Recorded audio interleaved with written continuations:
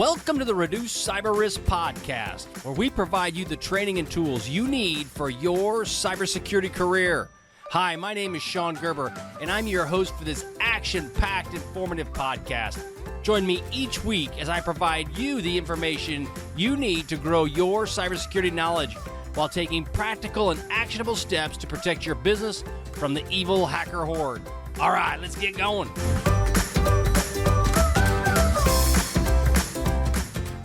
Hey y'all, Shon Gerber again with Reduce Cyber Risk, and this is the Reduce Cyber Risk Podcast, episode 27, March 4th, 2019.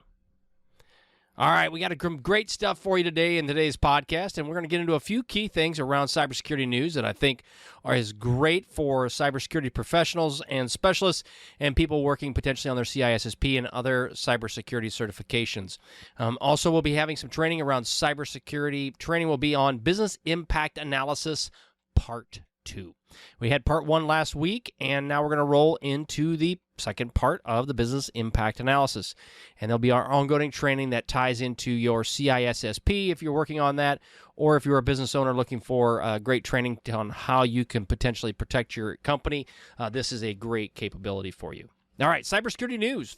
Well, first 3 things we're going to talk about is the point of sale clients targeted with Colbalt Stirke, and it's basically a card scraping capability. Now, you're probably asking yourself, what am I getting at? Well, if you understand cybersecurity and you've been in this space for a little while, POS can mean a couple different things. And it's not going to mean what you may be thinking it means. Piece of junk. Yeah, something like that. No, it's not piece of junk. It is a point of sale system. And this is where credit cards come into play, and it's your credit card system. And what it's saying is that point of sale system clients are targeted with a Colbalt Stirke targeting software or malware. And basically what it's doing is the design is that it basically scrapes your cards, and whatever you put in there, it takes the card information and then tunnels it out and ships it back to somebody else. Now, again, when we talk about hackers, what are the main things that they look for? They're incentivized, and their incentives can come down to multiple different aspects. Fame and notoriety, that's one, but in most cases that is a little bit, it's not really so much that anymore, because of the simple fact is the FBI, Interpol, and other our agencies and law enforcement agencies around the globe will be hunting you down.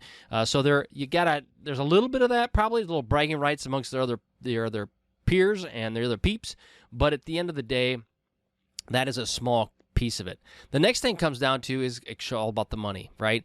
And it's all about the knowledge. So if you are a state-sponsored hacker and you're like, say, well, it could be a number of large countries, whether it's China, Russia, even the United States, Israel, well, you name it, all major companies are doing this in one form, shape, or another. Your motivation is a little bit different. And your motivation is more around, well, I'm going to steal the information I can and then implement that within my organization or within my country to get a leading advantage on somebody else.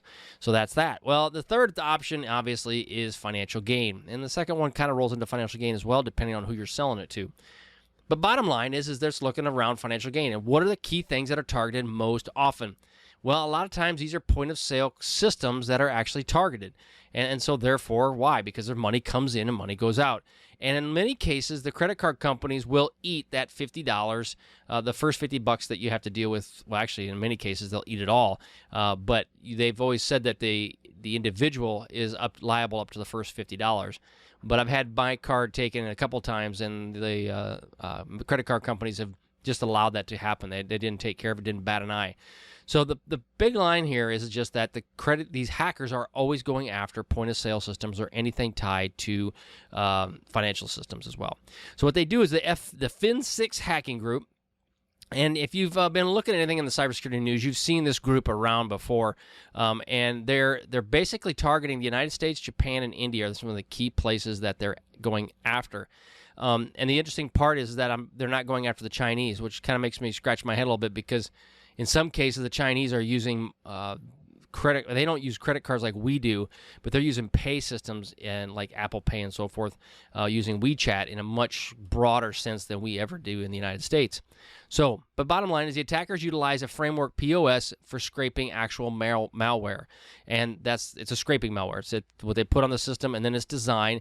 It gives attackers control over the infected system, and again, that's really what it's after. It's after maintaining positive control of the system, and then it can go ahead and then pitch out all of those credit card numbers through a DNS tunneling that's set up within your network.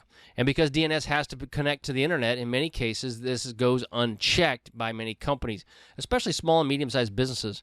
They have no idea what to even look for.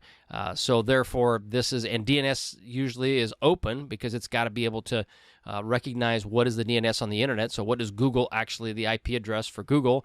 It's, x.x.x.x, right? But you have to have DNS open so that it can resolve those names. So therefore, they just exfiltrate it out through DNS. So there's lots of ways out for them. But this is one of the areas that they can probably get away with it in many cases without ever getting caught. So again, if you've got a point-of-sale system, make sure you keep your stuff updated. Look out in the news for Colbalt Stirke, and the show notes will be in the news or in the back of the show notes area. They'll be in the show notes area, and we'll have all that for you at the end of the podcast. And they'll be in the show notes as far as in the website itself at Reduce Cyber Risk. So I really just butchered that pretty badly. So yeah, I'm working on it. I'm getting better at it. All right, so now we'll move on to the next topic. I saw this was kind of interesting because what it was is Azure, Microsoft is now getting into the cybersecurity space around security, information, and event management. That's a SIEM. And this is a cloud-native SIEM that's out there and available. And I thought it was really interesting because through working with multinational and also as a hacker for the government, I've dealt with the various SIEMs in real life. And now it was just a matter of time that they start moving these more out into the cloud. And now that Azure is doing that, I think there's a lot of value there, especially as more companies move to these cloud platforms, whether it's Azure or Amazon. The one thing about Azure that makes it easier is that it's more plug and play than Amazon. You do have to have some good knowledge around Amazon and implementing that. But bottom line is the fact that this is an interesting aspect that comes into Azure, and now they're going to implement this within their environment. And the reasoning behind it is, and it's also because of some of the things I talk about here at Reduce Cyber Risk, is the fact that there's going to be so many jobs available by 2022, something along those lines. There's like 1 point some million or 2.2 million, and there's at least 500,000 in the United States alone that we're going to go unfilled. Those are jobs globally. Well, how do you get there where you can have the capability that you really need to protect your company? And in many cases, you have to have a SIEM. Well, if you have a SIEM in place, and my experience, you had a whole herd of people that are taking care of that system. And as they're taking care of that system, that costs a lot of money. Well, how do you leverage that? So one of the pieces around that is Microsoft decided to leverage that as well. And they leveraged it from a cloud standpoint. Well, why the cloud? Well, because more and more stuff is going out there. Now you have the feeds directly to it, and it's really a great option because the SIEMs that I've worked with in the past, they've all been an on-prem solution. But as more of our the information and the systems are going out to the cloud, it's better to have it. It's closer to the actual data itself. So the interesting part, more threats also that they can handle. It's what it's coming down to is overwhelming as mounting threats that are coming as people get more and more access to the internet, and it's just kind of cool. So I think it's a really good move on Microsoft's part. It'll be interesting to see how this all plays out. This came from Dark Reading, and another point that it mentioned was that AI and machine learning are going to be a big factor in all of this. They're using data from users, applications, servers, and devices. So as you get Office 365 is a good example, and I've played with that pretty in depth. And so now all these data feeds are going into Microsoft. Well, what a great way for you to be able to have this information available right into your SIEM. And it's already inherent because of Office 365.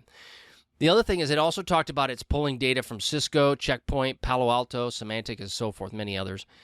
So there's a lot more people that are plugging into it. Now, some of the big SIEMs you have in the environment right now are your ArcSight, your Splunk. I think CrowdStrike is even pushing out one. There's a couple others that are out there. But bottom line is there's lots of big players in this space. And so what it comes down to is this is a really good way that they can utilize AI and machine learning to help in those pieces around managing your SIM. One thing I learned when I managed my own SIM for a company here, many years back, is that the basic triage stuff, you could definitely, if you can get AI and machine learning working, you could do all of that with a bot, with some level of automation. Now, when you get into the more of the deeper level, the deeper dive stuff that goes with it, you really need someone that has eyes on. But at least from the initial triage standpoint, yeah, you could definitely have that done in AI. So it'll be interesting to see where this all goes. The other thing they talked about is a thing called Threat Expert. And what it is, it's experts on demand. Now, the cool part about that is now if you have a situation where you get breached, well, they have that available, the experts you need that are specifically designed to help your business. And I've worked with other companies such as Fishnet and so forth that I think now is Optiv. And the point of it came down to is that they had these services as well. Well, Microsoft's now jumping into this space, and they have people that are dedicated specifically for this capability. So technical consultation, why? Because there's so much cybersecurity demand, there's not enough people, they have to get into this. Incident response, okay, if you have an incident response process, how do you manage that? Well, if you have already that in place, and you have maybe Microsoft on retainer with their threat expert, you can now bridge that gap. And also, as you deal with more and more of the threats that are out there or I shouldn't say more of the companies that are countries that are forcing you to do some level of incident response, this is a great way for you to bridge that gap as well. Again, they're full-time Microsoft employees, which is very interesting and very cool, and they're not contractors at all. So, interesting. Well, I look forward to seeing more. You'll probably hear more about this on the podcast in coming months, but Azure Sentinel and their threat expert. This is all through Dark Reading. Another dark reading piece was around securing the cloud, and I like to call this out because if you're a CISSP or you're a security professional working for a company, you probably have noticed it at this point where you're putting more stuff out in the cloud. Also, if you're a business owner and you've got a small, medium-sized business, and even large businesses are doing this too, you're probably putting more stuff out in the cloud. One of the key points I thought was interesting was that it usually falls to IT instead of a security organization as far as how to manage the security of the cloud. And I thought that was kind of interesting because, the IT is one aspect, right? So as a chief security officer myself, I deal with IT dramatically. I mean, that's a lot what I do, but I deal with way more than IT, just compliance and legal and all of these other aspects that go along with it. So the interesting part about this, though, is that that's the logical place where people think it should go is with IT. The other thing is they also stated that most companies have something in the cloud, and I would totally agree with that. Whether they took their little toe in or whether they took a big cannonball off into the deep end, at least every company out there has something that they're dealing with the cloud. They said that 44% of IT is managing cloud security, which that could or could not be a bad thing, depends on the knowledge of the individuals. And they said 40+% of the respondents had a hybrid cloud of some sort. So that's kind of just an interesting aspect. I can see the hybrid cloud in many cases because I've dealt with those a lot more. But bottom line, all companies are starting to do it. Now, DevOps and security. One of the pieces as you're getting into the cloud, you'll realize that you have to have some level of development going on to keep all these applications running. Well, if you have DevOps going, you need to have some level of security built into it, and you need to teach these people how to do that. Well, there's some limitations that have come out of that. They said some of these CISOs were saying that they have challenges with the relationship with their DevOps folks.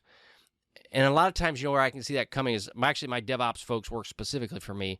One of the things I've learned is if you don't try to learn their language, then there is a relationship challenge there. So learning what their speak, the DevOps speak, is very good. I will say, though, I know about 0.23% of what these guys know, but at least I know enough to be to really look like a fool, but I know enough to do that at least. So it's important that you do that to build a relationship, especially if you have a DevOps team that works in your area. Also, the other things they were saying, GDPR, which is the General Data Privacy Regulation, California Consumer Privacy Act, which just recently came out, and all of those are hampering the development of security around the cloud. So I thought that was just kind of interesting and how this whole world is changing so much and so drastically on a daily basis. It's just kind of interesting. The other thing is the last point that they said, and I will echo that, is you either pay now or you pay later. If you pay now and get the security for your cloud that you really need, that's a good thing. If you decide that you're not doing that, you will have to do it at some point. And it may end up be where you're dealing with a breach, and then you have to go through it at that point too. So again, you're going to pay now or you're going to pay later, but at some point, you're going to have to focus on the security of your cloud. All right, here's some of the references. We got Security Week and Dark Reading. Those will all be posted on SharePoint, on reducecyberrisk.com. You got to check it out, Reduce Cyber Risk. And before we roll into our training, I also want to put one little plug in there for go to Reduce Cyber Risk. In there, there's a place we got on the right-hand side. There's some free training for you that you can get, and you'll be subscribed to my newsletter. If you do that, you will get a plethora of information. I'll be doing security snapshots on a weekly basis, and these are just kind of little tidbits of information that I get during the week, and then I just record something and throw them out there for people that sign up for my email list. So you get multiple things. You'll also, my CISSP course will be available for email subscribers. Basically, Domain 1 will be available for all of them, and then we'll focus on the rest of them later. But that's for Reduce Cyber Risk. All right, let's move on. That's for Reduce Cyber Risk. All right, let's move on. All right, let's get into our training. Okay, as part of the Business Impact Analysis CISSP Supplement training, this is part two. Now, as we're dealing with the Business Impact Analysis, there's some key aspects to consider with what an impact analysis actually is. And you're probably either listening to this or watching this video going, yawn. It gets kind of boring. I know, I get it. But it is something that you need to consider if you're a cybersecurity professional or you are a business owner who's trying to basically protect your business. And if you are looking at working on the CISSP, as far as the training certification, this is a key aspect of the CISSP training. So there's some important aspects you need to understand. You need to define what is critical and what is non-critical functions that occur within your organization. And you need to consider what will disrupt the business unit in the event of an incident. And if that disruption occurs, how will that affect your overall company? This also may be they call it a considered critical path by regulatory laws or requirements that are out there. And this is from ffiec.gov. A critical path represents the business process or systems that must receive the highest priority during the recovery phase. So during the recovery phase of a disaster.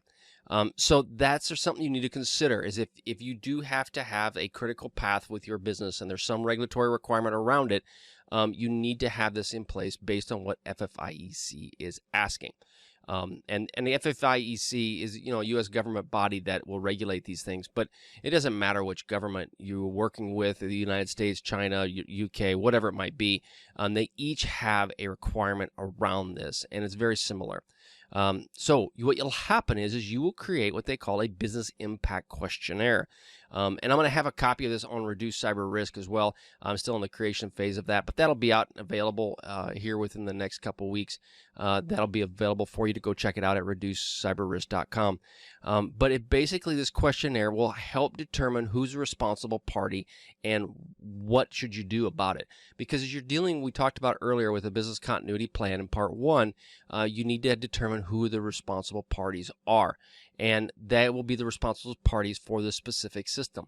So again, the BIA is on a specific system or application, and you may have multiple BIAs done to determine what your overall business continuity plan is. This is not a small endeavor. I'm sorry to say it is not just an easy button. Now, you can start off that way with the fact that there's, let's just say, for sure that there's a specific system, like we mentioned before, an HR system, which is your key system for your business. You can start off with just that one and just cut your teeth on it. But in reality, there's probably many systems that will need to be available to operate your business. So this business impact questionnaire will help determine who's responsible and to develop uniform inventory questions or inventory of questions. So these questions are going to be your test bank or your question bank.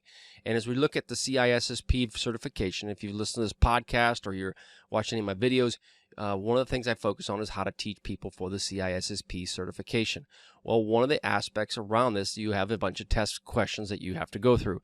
Same thing. You'll have a test bank of questions that you need to give to people to help you understand what is the overall risk, so that it's not just you. You can pass on these questions. And the cool part is you potentially could automate this and build this into SharePoint Online and different ways that could make this a much more seamless process. But again, it must be tailored for the business needs, whether it's financial, manufacturing, chemical, retail, whatever it might be. It will need to be tailored specifically for your business needs. Now, here are some sample questions that I'm just going to kind of talk about here, and we'll kind of go into some background around them. But there's in the case of what you're going to put out for your questionnaire, this is just a very small subset of questions you may have. Again, though, I will couch this with know your organization. If you give them a questionnaire of about 150 questions, they're going to go, I ain't doing that. Ain't happening. Not going to work. So you need to keep it small and concise and to the point. But as you build that relationship as a cybersecurity professional or as a business owner, you build that relationship with the people in your organization, then you could probably add more to it. But again, that's just something to kind of consider as you're building your relationships in this space. So some sample questions for you to consider.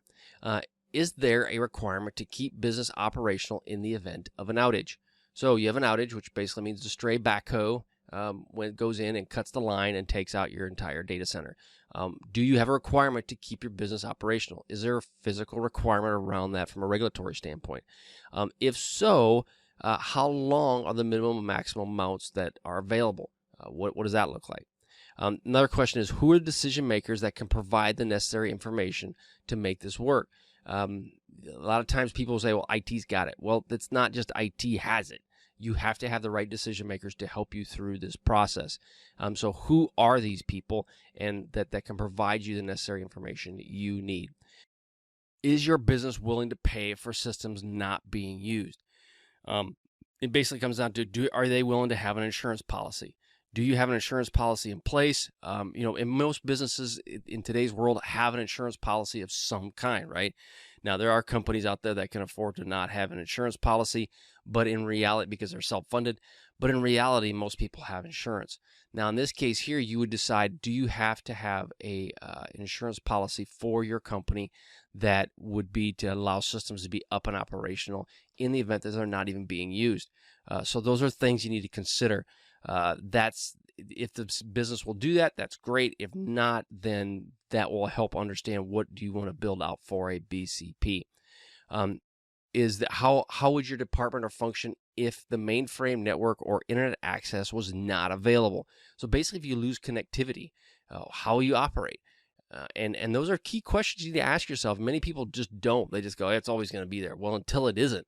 Most companies, if they don't have a plan in place, they will not survive. And I can't remember what the statistic is, but it's basically if you don't have a good backup recovery solution in place, and that's just one aspect. Most companies, I think the number was like 60% will fail within the first year because of this. So you need to have a plan around that. What are your critical outsourcing relationships and dependencies? So do you have relationships or dependencies with third parties that you have to have in place in the event of a disaster or in the event that you have to keep your business operational? Here's a big one that I think people don't think about a lot is what are the critical cash management and liquidity issues that you may have?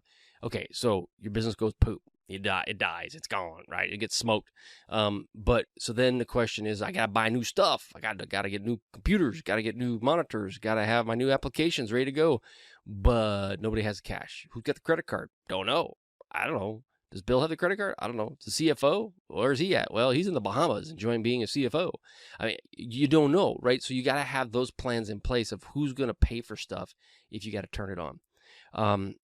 And there's many more questions that kind of come into this place, but you got to ask what are the key things that are going to affect your business. And then as you dig through these questions, more questions will arise, I guarantee you. But it's a great place to start. But again, start small. Don't get real big. Don't try to bite off more than you can chew in this space, because if every time I bite off more than I can chew, I look like a chipmunk, and then I end up having to probably spit my food back out. Wait, that's probably kind of gross, but it's the truth. So anyway, that's the impact questionnaire. Now we're going to get into RPO and RTO. So RPO is Recovery Point Objective. Now I alluded to this earlier as it relates to as you're doing your overall business continuity planning. So RPO is a recovery point objective, and it's the max tolerable data loss for each activity. So how much data can you lose? So in the event of a tornado rolls into town, and I'm in Kansas, so we have tornadoes, not as much as we used to, but we have tornadoes. And these tornadoes roll into town, they take out the data center. As they take out the data center, the data was being updated, bang, bang, bang, bang, back and forth, back and forth. Everything's good, we're smoking hot, everything's happening, then all of a sudden your data center goes away.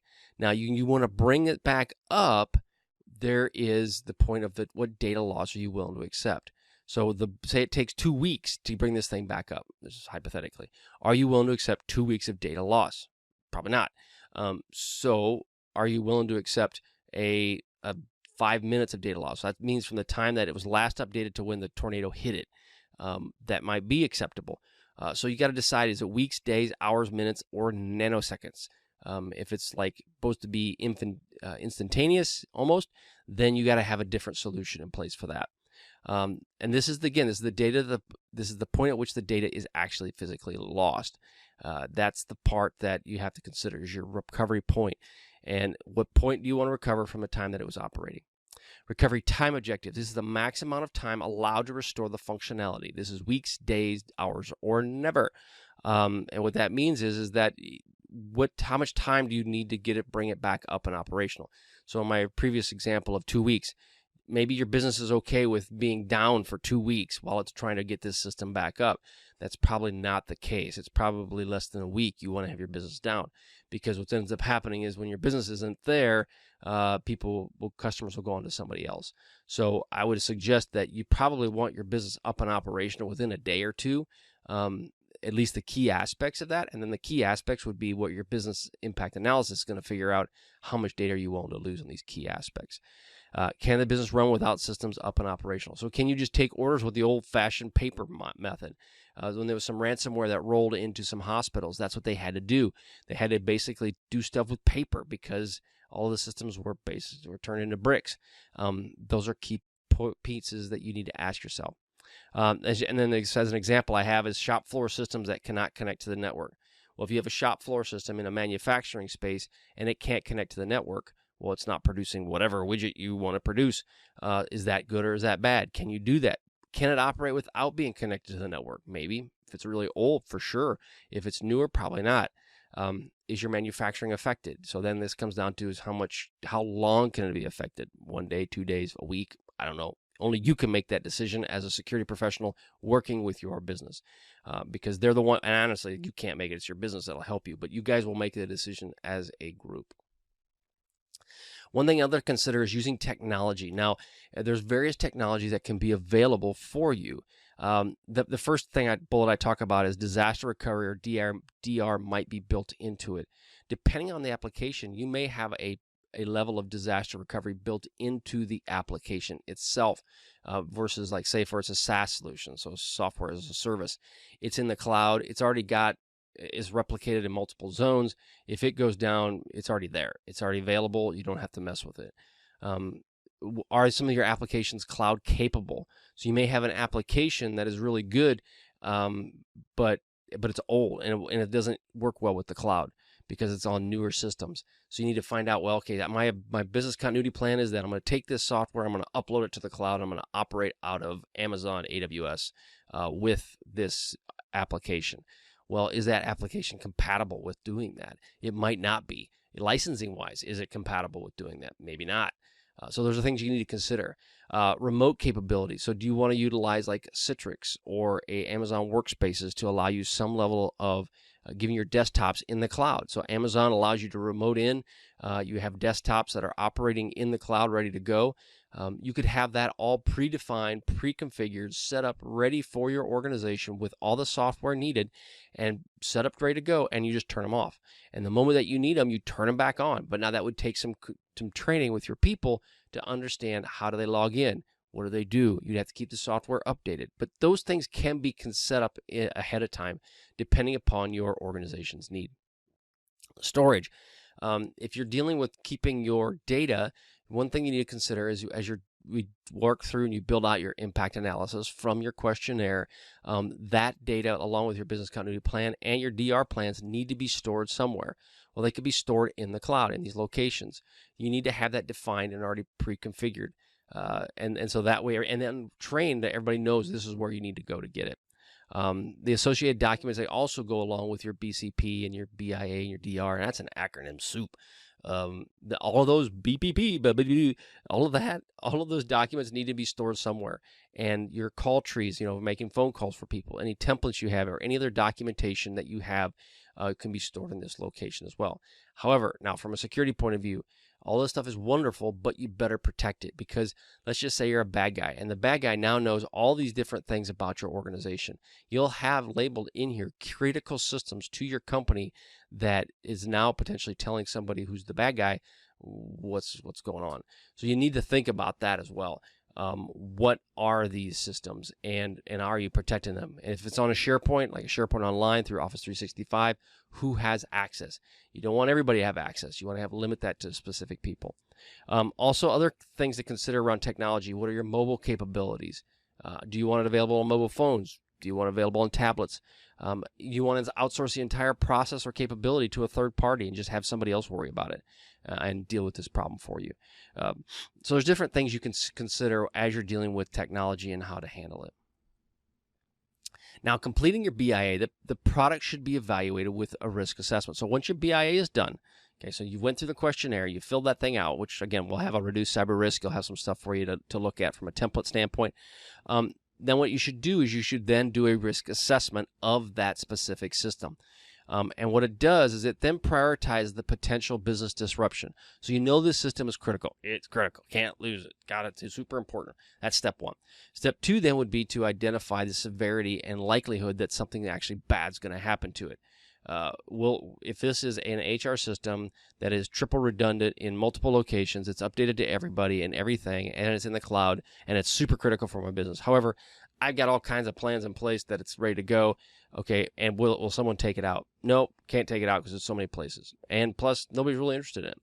Or it's your secret sauce, and it's in one location, and nobody backs it up, and if it was compromised, that would be bad. So that would be a different scenario.